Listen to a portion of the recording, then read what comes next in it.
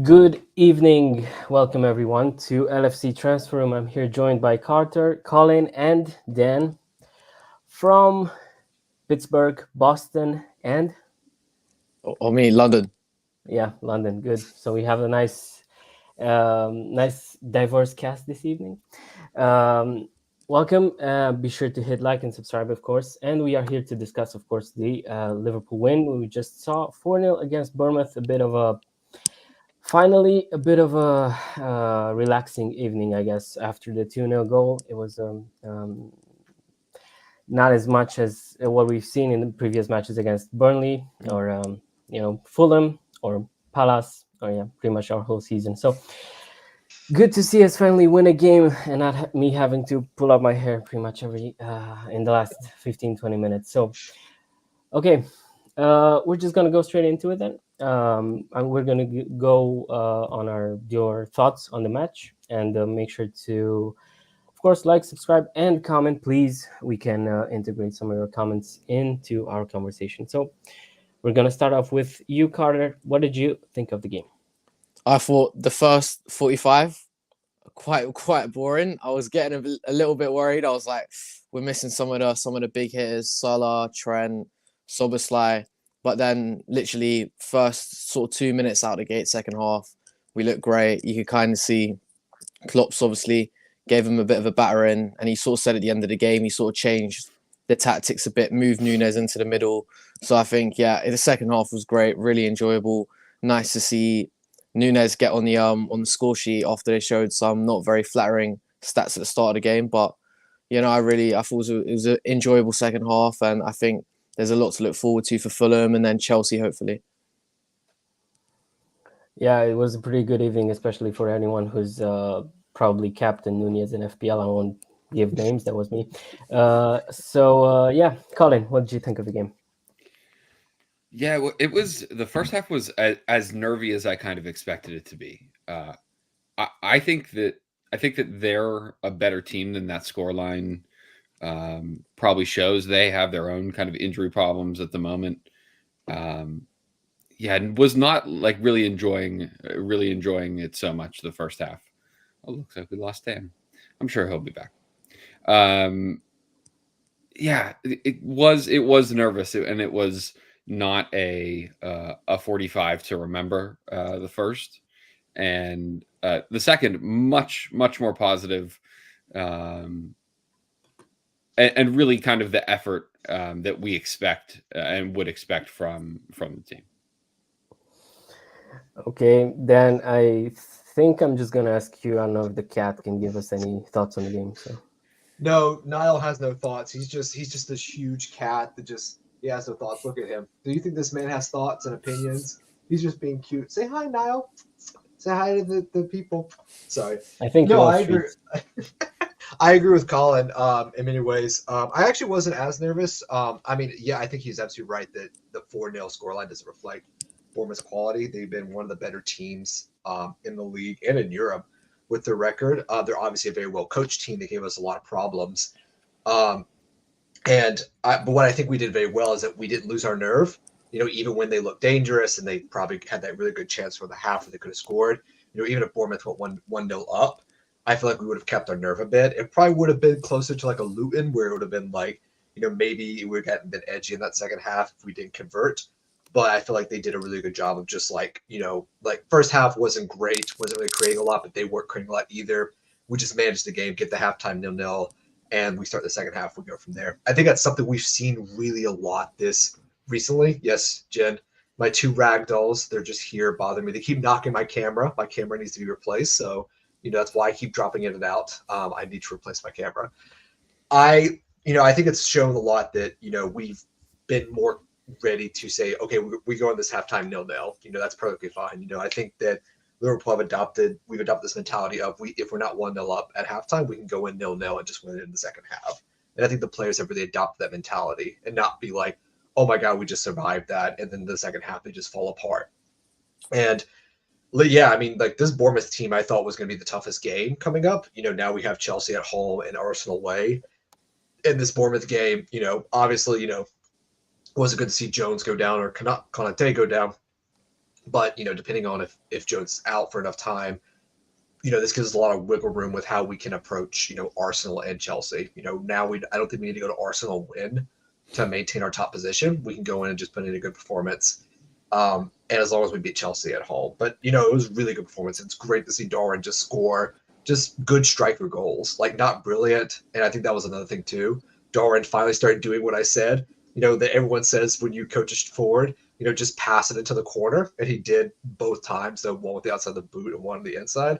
It's always easier said than done. But, it's a good win against a good team. And, I don't think that should be forgotten. They might be 12th in the league table, but they were first or second on the form table. This was not an easy game by any stretch of the imagination. Yep, absolutely. In form, Bournemouth were actually, I think it was us and them on over the last 5 or 6 matches. I think the most informed teams in the league. So yeah, obviously, tough match, and especially when you look at, I actually texted someone at halftime and I said this reminds me of the Luton match. When you look at it, it was it was windy, it was rough, it was just not a great night for football, it seemed. But yeah, in the second, it was just, I think we started off really well. We kind of scored in the first 5 minutes, and then we just calmed down and everything just went according to plan. So one thing that I haven't mentioned into this conversation yet is that we've missed Salah, Endo, Trent, Robertson. Did I miss anyone? I think Soboslai, yeah, okay. Thiago, Bajcetic.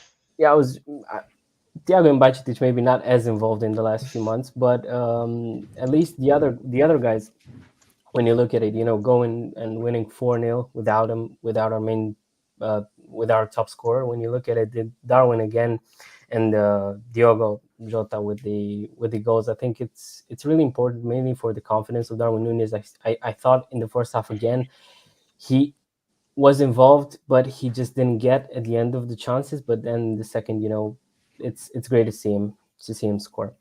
Okay, and on that note, I wanted to discuss actually a bit on Nunez and Jota this evening. I think it's tough to choose a man of the match between them, so I'm just gonna appreciate what they've both done. I think Jota, I struggle to think maybe Holland, but is there a better finisher in the Premier League? Carter, what do you think? I'd maybe say Son. He's just one where when sort of they played against Man City, if there's anyone you wanted the ball to fall to in those sort of games, it's Son. So I'd maybe say Son up there, but Jota's definitely up there. And as you kind of said though, I do think Nunez came alive a lot more when he was put in the middle. Like, I think he just wasn't getting on the ball enough. And although he can drive at people, I don't think that's necessarily his game against someone who's sitting back and defending. So I definitely think that he came into it. And Jota was involved in 3, but Nunez was involved in all 4 goals as well. So maybe on the man of the match thing, I'd maybe sway over to him. Like, he sort of got the pre-assist for the 2 Jota goals. So very involved. I thought that was, big confidence boost for him. And it's interesting to see. He was, I think in the past few matches, he was great from the left. And now tonight, he was great in the middle. I think he offers a lot. And on his day, apart from the work rate, obviously, that we've discussed and we've appreciated, I think tonight he came alive. And then, we're gonna see. Hopefully he goes on to he keeps this form. Sorry. So Colin, what did you think of Nunez mainly tonight? He was really, really good. He remains to be really good even when he's not, even when he's not scoring. I think he's always sniffing around. He's always causing problems. And you kind of mentioned the changing of their main positioning, from the first, or especially the beginning of the first half towards the second half. Actually, Diogo Jota was asked on the extended American broadcast by Robbie Earl about the positioning and how they started versus how they kind of changed up to. And I thought Jota's answer was really interesting and really good to see, which is he said that, in the first half, they felt like they were really static and that they were only playing in those positions and weren't kind of interchanging and trying to get defenders to cross lines. And he said in the second half, that's really what really what was asked of them was to be more dynamic, to kind of interchange and be more fluid in those front three positions, and not just say, okay, well, I'm the only person who's allowed to be in here, and I won't rotate outside, or vice versa. And so I think that was really interesting. I think he's always great to listen to in interviews. He's always very candid. But I thought the dynamicism between the front three is really what I think helps, especially helps Nunez. If defenders have to worry about him and others, that's when he is the most dangerous. If they only have to worry about him, he can kind of seem more isolated, a little more turned off. And so I thought that kind of, like I said, that dynamicism really played into the success I think that they had today. Yeah, and I think when you look at it, it was also Gakpo coming on, and again, he got an assist, I think, as well. So when you look at it, pretty much everyone who came on, did put on a shift. And I think it's one thing that maybe I'd like to mention as well, as James said in the chat right over here. I thought it was not only the front three, but pretty much solid performances overall. Like I couldn't fault anyone this evening. I thought McAllister was great, especially in the first half. He pretty much controlled everything. It was also the back line. I think Konate and Van Dijk in the first half, and then when you look at Gomez, obviously getting an assist in the second. Bradley again, solid, and an assist for him as well. So I think, honestly, tonight it was like I don't think we can find anyone who was underperforming or anything like that. I think it was impressive overall. So yeah, Dan, what do you think of? I think we started off with Nunez, but then kind of pretty much the whole side. I think. Do you feel like maybe the backline doesn't get enough praise for this evening? I mean, I think Van Dijk will get his credit. I think on the Nunez situation, we've had these discussions all year. Who should be in what position? Left, right, center. Left on the bench, right on the bench. Who's the best bench players? We've kind of gotten to that situation. I honestly think that when Salah's not playing, it doesn't matter because they can interchange. I think Colin mentioned it, how Jota mentioned they were too static. When Salah plays, everything else is kind of needs to be more fixed because he's going to play right wing. He's going to come inside, be more of a playmaker, be more of a Messi type. Salah is going to play right wing, and that's going to be sometimes he drifts middle. And I actually think that's when we start looking a little better at times because we could do some other things. But Salah pretty much says, I'm right wing, I get to do everything else. And then you kind of you're stuck to be a bit more static. But when he's not playing, you can be dynamic. Like, it doesn't matter if Doran starts, striker, left wing, right back, center back. You can start him wherever. You can put him a goalkeeper if you want to and just have him run forward and run back and just score headers and then run back and try to make a save. I wouldn't recommend it for a tactic. Goalkeeper anyways. We do have a pretty good goalkeeper, Alisson Becker, but I would love to see Alisson be a striker for a bit. I think he'd get like 5 goals in this team, at times. But yeah, no, I actually think, but that's the best type of game is when no one really had a bad game. I think the only person that really didn't stand out was probably Harvey and Gravenberg. But I think that's also because that right side is just so difficult to play because that's where Trent usually plays, and today was Bradley, and they had Diaz was on that side today, then Jota switched, and so that's 2 different ways you're playing. The right side of this little team is probably one of the hardest positions to play, usually because you're having to play with the idea that you have very unique players. What happened, Colin? Who won? Who lost? Who died? What happened? The cat from underneath the desk pulled on the cord. Oh, these cats, man, I'm telling you, I love them to death, but they're all around killing me.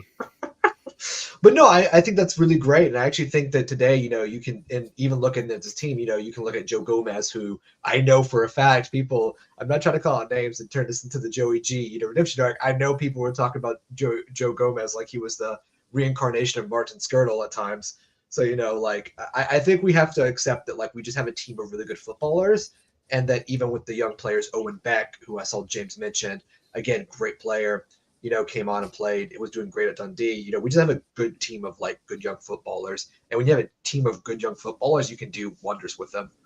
Even I forget his name now. Not Bowen Beck.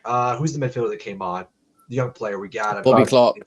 Bobby Clark. Thank you, Carter. That was a great shout. Bobby Clark, like in the game against Arsenal, he literally takes the yellow. Like that's a James Milner, like that's a James Milner level decision there, where he just comes in, takes the yellow card in the FA Cup. So when you have players that are out and injured, and you have to rely on your youth players and your bench players, you just want that good technicality. Will give it their all, and they know when to take a yellow card. So yeah, I mean it's just good times to be a Liverpool fan. A year ago, we had Brighton 3. It was Brighton 3-0, and I think we were all about to murder each other. And we're like sack Klopp, and sack the board and sack the players, sell Darren for a packet of crisps, mortgage Anfield to go buy Kylian Mbappe, or Jude Bellingham. I'm sorry, last year it was it's just good times, and we should just enjoy these times while we have them, because it won't always be this way. But we have such a good team right now, such good young players, and I'm so happy to see them. I want to see Owen Beck play against Chelsea. Put Beck, put Gomez on. We'll go beat Chelsea. I don't care. We'll play whatever team. We'll put Kumas, Cade Gordon, and Doherty on, and we'll smack Chelsea 4-0. We'll figure out a way to do it. Okay, maybe that was unexpected, but yeah, let's keep on going then, I guess. I do think that when you think about it, it was such a tough last season, and when you look at the beginning of it, I said it on stream multiple times that I don't see us challenging for the league, because I thought this was going to be a season where shame on you, Mihai. Shame on you. Yeah. Arsenal fan. While we're at it, I think you didn't name me, but yeah, I was one of the guys saying Joe Gomez is not good enough for Liverpool in the summer. So yeah, it wasn't just you, Mihai. Believe me, it was not just you. Yeah, well, it's good to be proven wrong, I guess. So thank you, LFC10, for subscribing. I see they're on the chat. Don't forget to like and subscribe, everyone, and also leave your messages, please. We'd love to have you and be part of the conversation as well. Okay, so moving on. I think one thing that I don't necessarily want to discuss too much, but there's something that just bugged me once again, was the challenge from Kluivert on Diaz in the first half. Now, we've seen that, I think, on Malo Gusto, who got sent off. We've seen that on Jones, who got sent off, and now we've seen that, and it wasn't even a yellow. Now, I don't know the rules. Again, at this point, I don't even know what gets given and what doesn't. But when you look at the previous instances, Carter, do you feel like that was also a bit of a red card? I think it's a difficult one, because I think if that gets given, it's not getting overturned. But I think it is kind of like the Jones, but the Jones, when he goes over the ball, I think it's a bit higher. And that's sort of reckless and dangerous. Whereas Kluivert, he has contact from the player behind him, and I do think it is slightly lower. So I think in that case, you could argue that he's been fouled, and he's been knocked off balance by another player as he's gone to win the ball. So it's not necessarily like he's not been out of control. He's not been like excessive force. And I think if it was a bit higher, I think he would have been in trouble. But I think because it's just around the boot, I think he managed to get away with it. Yeah, it's definitely a bit of a, I think it's dumb luck at this point. Whoever decides on what not but then doesn't, and whatever, I don't know. At this point, I just feel like it's about luck pretty much. I think it's like they don't even know the rules. And to me, that was what was interesting. It was like 20-30 seconds in between the foul and then the game being played on, and then. Again, was it even checked? I don't even know. And if it was, then it what was the reasoning? James Pierce said that Paul Tierney had said that there was an excessive force, so they need to go into it as well. Which again comes down to the interpretation of VR. What is excessive force? Was Jones? Yeah. I know Cardi mentioned Jones on. It was higher on Basuma in the Tottenham game, but does he go with the excessive force? Because it's not like he goes. He's going hard, and then it goes over the ball into his leg. But I think that's then dangerous play. So if it's dangerous play, then but it's dangerous play. Because if you're saying excessive force, then it's either excessive force and dangerous play, or excessive force or dangerous play. So it's just an issue that we come back to with like consistency with VAR. That I would say again, I was I was more surprised that he didn't get a card for it. I feel like if he got a card, maybe it goes to red. But again, I feel like if he gets a yellow or a red or no call, it's kind of this contention either way. So it's kind of one of those where like I'm less like asked about it. It is frustrating though that you just don't see, especially with McAllister given a red card for something similar happen, and that was still like a 50-50, and he wins the ball and the guy kicks into him and then he gets the red card for that. So it's definitely one of those where, I'm kind of okay either way, but it's just, we remember the sins of the past with a PLMO. So it's kind of like, you're kind of like when something like this happens. I also just like the fact that the decision just didn't affect the game, unlike the Tottenham game that Cardinal brought up. Yep. Well, okay. What we're going to discuss next is going to be difficult because we've just discussed how everyone has had good performances this evening, and we are going to try and decide on who was man of the match. Now, I know this is going to be difficult, so I'm going to give you maybe 3 picks. I'm going to go first. I think I'm going to go... I'm not going to go first just because I can decide. Colin, what do you think? Yeah, I have McAllister. I thought he was kind of the connecting piece across the entire team. I thought he at times kind of carried us in the first half as well. I was just looking for our tweet. Yeah, so 87% accurate passes, 4 chances created, 95 touches, 11 final third passes, 5 for 9 on accurate long balls, 3 tackles, 1, 3 interceptions, 15 recoveries, and 100% on aerial duels. That's mad. 100% on aerial duels for Alexis McAllister. Yeah, all 5-9 of them. Yeah. And then 12 for 17 on ground balls. So I thought he was awesome. And it is, I can certainly understand the pushback from not picking either of our goal scorers. 2 goals and an assist. I just thought if we don't get to that point, if McAllister doesn't get us to that point, maybe we don't have the opportunity to score those goals, or maybe those goals are, getting us back in the game rather than extending a lead. So I'll stick with McAllister. Yeah, McAllister obviously, especially I think I've said in the first half. I think Steven said it on chat as well. He was playing like some sort of a quarterback in like American football, basically orchestrating everything. So I guess, yeah, you can't really argue with that. It's McAllister definitely would be one of my picks as well. I think I would go Konate as well, just because in the past few weeks, ever since that Arsenal match at Anfield at the end of December, I think he was so solid in pretty much every match we've played since then. So I would go Konate as well, and one of Nunez and Jota can decide. Dan, what do you think? Well, I actually, what Jogo Bonito Comps had said, oi to him as well. I believe it's actually like 3 o'clock down in Brazil right now if he is texting Brazil. So, boa tarde to him as well down there in Brazil. So here's the thing about McAllister. I think McAllister is the smart shout. I personally would go for Curtis Jones before he went off, because I think Jones has just been the underrated cog that keeps this machine going. But my serious man of the match shout, I'm just going to go the easy fruit. I'm going to go with Darwin Nunez, because he was just constantly involved all game. Even when, I feel like you could go with Nunez, Jota, McAllister, Konate, anybody. Tudo bem to him as well. We're just gonna have a whole conversation in Portuguese while I switch up between here. We're doing this live and in color.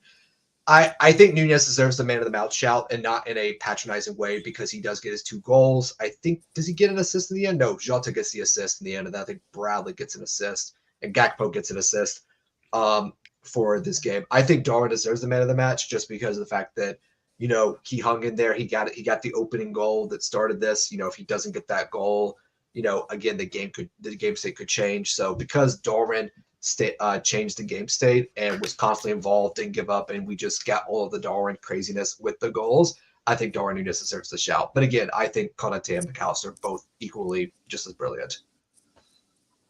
Yeah, and one thing that I think you said earlier as well is remembering the last season and the match against Brighton and at this time in 2023.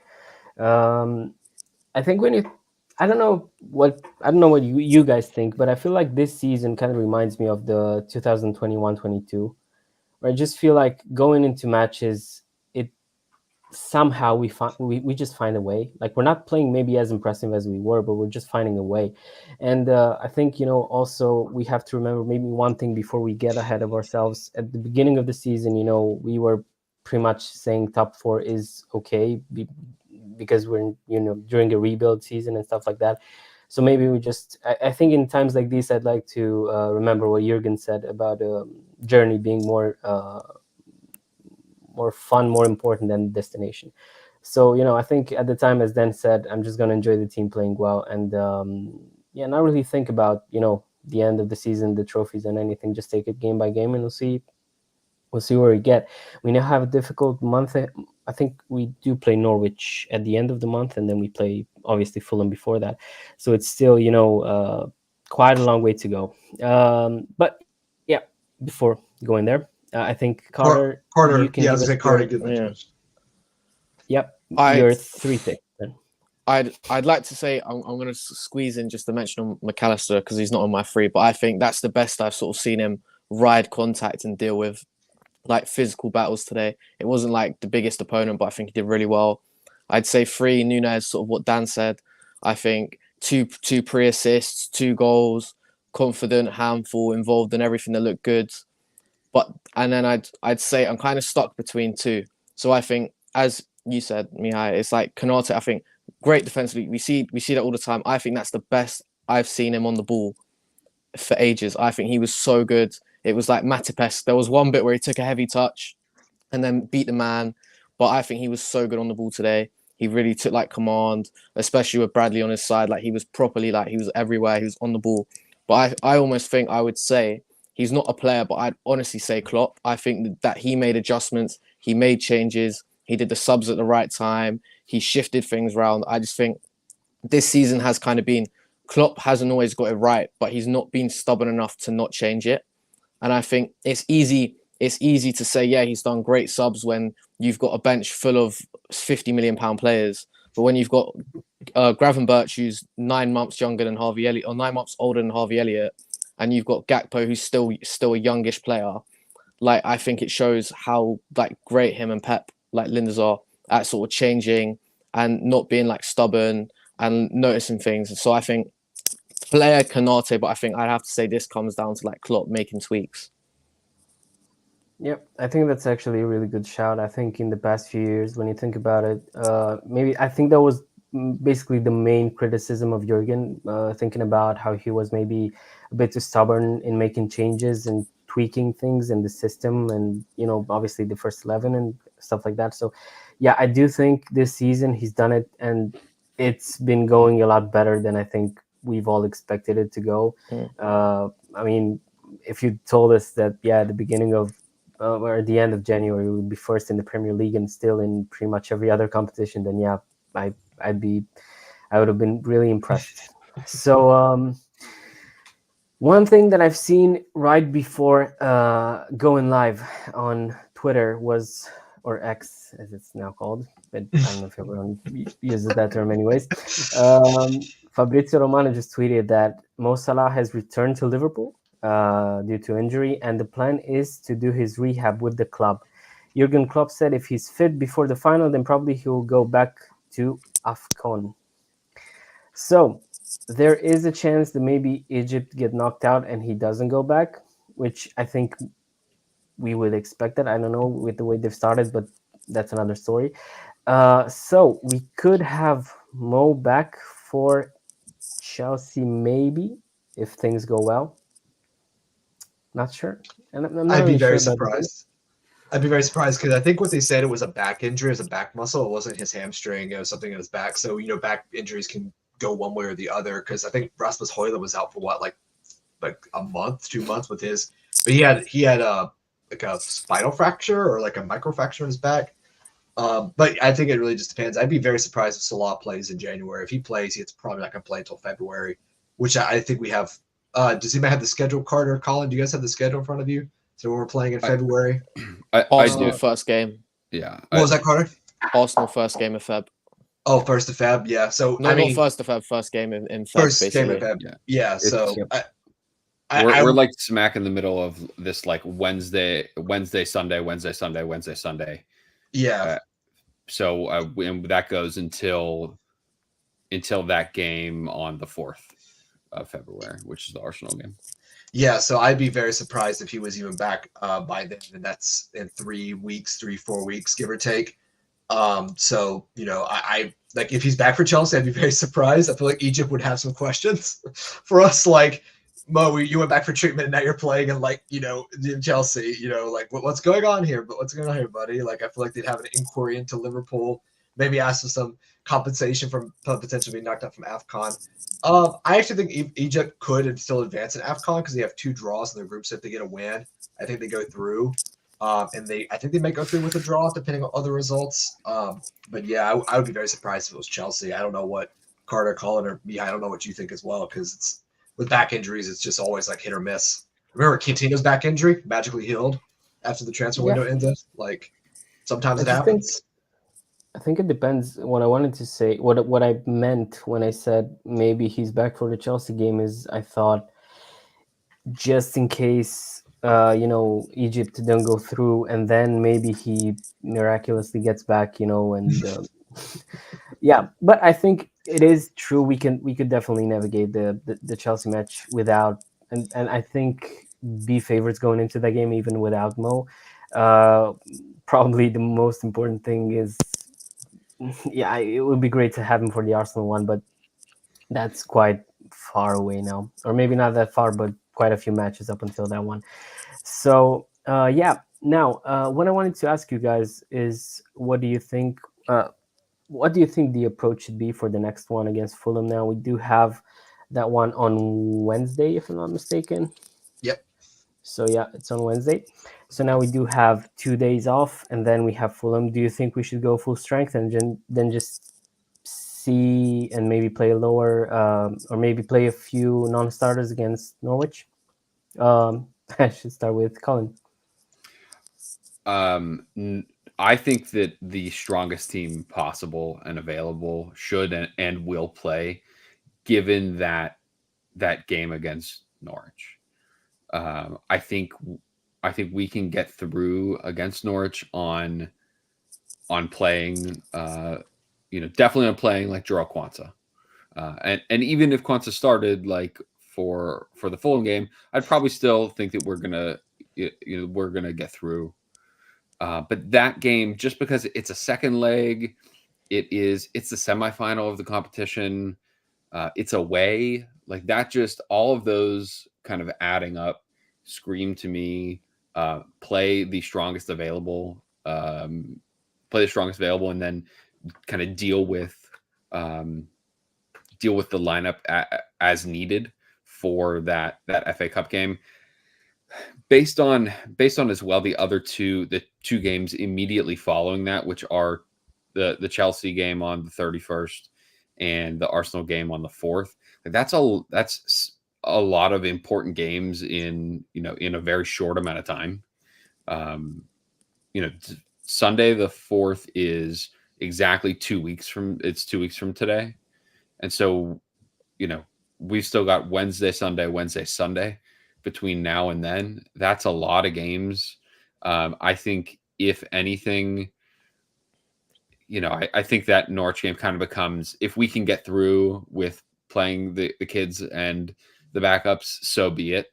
But not, I don't think that you kind of risk people's availability based on trying to beat Norwich in the FA Cup. Yeah, I think it's going to make it, especially difficult now with seeing, we've seen Curtis Jones go off, and I still don't know if he gotten any update. I don't know if you guys saw anything about it. I haven't. So, yeah, I don't know. The only update on Twitter they said was that it was precautionary. So there was no he pulled his hamstring. It's just like they took him off for precautionary. So I imagine they're just checking him out, giving him some fluids and seeing like if there is any damage. Okay, well, yeah. Carter, what do you think the approach should be for the game against Fulham? I think it's difficult. It's kind of like what Colin said, because I think there's some players where you need to manage them, like Kanate. I'd almost look and think, especially at the end of that game, I think we were all like, oof, when he went down. So I think maybe Quansah. And then the issue is then, do you look and say, well, Quansah and Bradley is a bit of an inexperienced. They haven't played together too much, especially then. I can't remember, did Allison play in the first leg or was it Kelleher? Kelleher will play. Kelleher. So do you want to change and have Gomez? He's played very well. I think he might be the new left back now. But Gomez, Van Dijk, Quansah, Bradley, and Kelleher as your back four. I think you want to try and keep as much of like a partnership going, and that's going to be quite inexperienced. And you then don't have Allison to bail you out, which is a bit of an issue for me. And then also with like losing Curtis Jones, who's sort of like at times he's like one of the first defenders in the team. Like the way he presses and hunts, he's so far up the pitch. Like sometimes Nunez runs like crazy, but you see Curtis Jones going even further up. But I think, yeah, play maybe one or two players. I think only one of Bradley or Beck, but Beck might still be suspended because I don't know if he had a 2 or 3 game ban that didn't allow him to play one game. I think it was one game. Yeah, it was just one game. So he couldn't play in the first one. But I think you want one of them, maybe Max, just Quansah. But also, I'm quite excited. I thought Gravenberch, he doesn't do what Jones does, but I'm quite excited. I think he has to kind of play. And I think he did some good sort of turns and dribbles. And he took a lot of players out of the game at times, which I thought was quite good. He still doesn't press and maybe win the ball as well as you'd like. But in a game where maybe Fulham are coming towards us, they're at home, they're pressing, someone like Gravenberch, you can sort of beat 2 players and set us out, like beat their press would be quite a good player. So yeah, I think strongish lineup, maybe, I don't think I'd change an attacker, and you only have McAllister as a 6. So I think maybe a Beck or a Bradley, but apart from that, not too much change. Yeah, it is. It is. I think it was a really good point about the inexperience. I think that, that was. Sorry, just saw this comment on Dan needs to upgrade his band. I'll get around to it. I swear, Mark. So yeah, I think it's going to be interesting, of course. And on the point again with Kelleher and Allison, I think it's interesting when you think about it, because when you do play Kelleher, obviously, it's nothing against him per se, but Allison is just the best keeper in the world, so you know what you get from him. I think, though, I would play Kelleher no matter what in the EFL Cup, just to give him, his confidence, and maybe, give him some game time and then see what he decides. Because I think he'd be, having him next to Allison for a couple of years, I think that's, gonna be great if he decides to stay on and maybe, be our number one for maybe not so close future. But yeah, Dan, what do you think about the next few weeks? Maybe 2 weeks then. Well, I think Carter hit the nail on the head. I actually think that what we might see is Beck come in, Quansah comes in, Gomez goes to right back. I think you'll probably see another youngster come in the midfield, regardless of if Jones is injured or not injured, or it's precautionary. They probably want to give him a rest. Gravenberch probably comes in. I can imagine Harvey goes out again. I think Jota might be rested, or even Nunez for 60 minutes against Fulham. They'll put Gakpo in as well, and probably Cade Gordon will start, or they'll start give another youngster some time on the pitch as well, which I'm okay with, because, again, it is a semifinal. It is away to Fulham. But, Fulham also have injury issues. Even if we start a heavily rotated team, we're 2-1 up, we have the advantage. We just have to play our game, treat it like it's 0-0. And if we win it, finish out 1-1 or 0-0 or even 1-0, 2-0, I think that, we'll be fine for the game as well. I think right now, because we have Norwich is probably the one where we're probably going to see our youngest team go out there. I could be surprised, because he surprised me with Arsenal. I think the fact he went strong against Arsenal was more of the fact that trying to prove to the players we can beat this Arsenal team, especially at home. That was kind of more of a mental exercise than anything else. I could see us going really young for Norwich, again, depending on who's back from injury, because we know Robbo's probably going to be back soon. I think he's even back in training yet. I think he's back in training. Trent, again, I don't know what his status is right now. And Dom, I think Dom will be back in. for that as well. So Norwich will be the interesting one, but I think Fulham, it'll be somewhat similar to what we saw this game with like similar bench, similar starting 11, but just the one or two players rotated in and out. Obviously, the big one being that Kelleher will start instead of Allison, just because I think they've decided that this is Kelleher's cup. And in the FA Cup, we might see Kelleher again, or we might see Allison again. They might go Kelleher again, but usually they decide ahead of time if they want Kelleher or Allison in goal.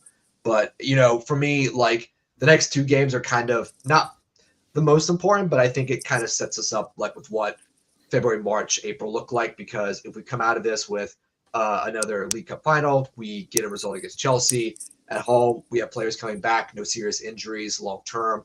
Players are coming back. I think that sets up really nicely to kind of play the game as we want for Norwich, for Chelsea, and then for Arsenal right after that, because the Chelsea Arsenal pivot's going to be the most interesting. Where if we have a full enough squad team, you're probably going to we're going to see kind of the limits of what the squad can deal with, can handle.